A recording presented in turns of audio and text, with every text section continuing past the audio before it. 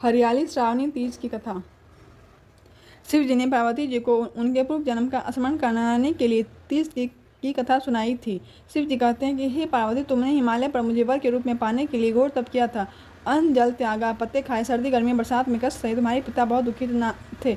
नारद जी तुम्हारे घर पधारे और कहा, मैं विष्णु जी के भेजने पर आया हूँ। वह आपकी कन्या से प्रसन्न होकर विवाह करना चाहते हैं। अपनी राय बताएं। पर्वतराज प्रसन्नता से तुम्हारा विवाह विष्णु जी से करने को तैयार हो गए। नारद जी ने विष्णु जी को यह शुभ समाचार सुना दिया, पर जब तुम्हें यह पता चला तो बहुत बड़ा दुख हुआ और तुम मुझे मन से अपना पति मान चुकी थी। तुमने अपने मन की बात अपनी सहेली को बताई। सहेली ने तुम्हें एक ऐसे घने वन में छुपा दिया था जहाँ तक तुम्हारे पिता पहुँच नहीं सकते थे।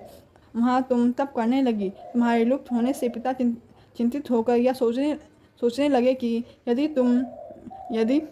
यदि इसी बीच विष्णु जी बाराती लेकर आ गए तो क्या होगा। शिव ने पार्वती जी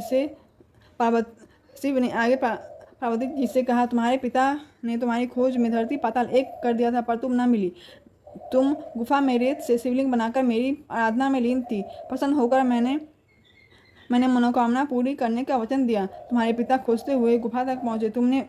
तुमने बताया कि अधिकांश जीवन शिव जी को पति के रूप में पाने के लिए तप में बिताया है, अतः आज तप सफल रहा।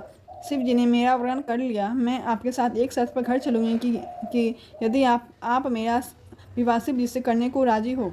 पर्वतराज मान गए। बाद में विधि विधान के साथ हमारा विवाह हुआ। हे पार्वती, तुमने जो कठोर व्रत किया था उसी के परिणाम स्वरूप हमारा विवाह हो सका।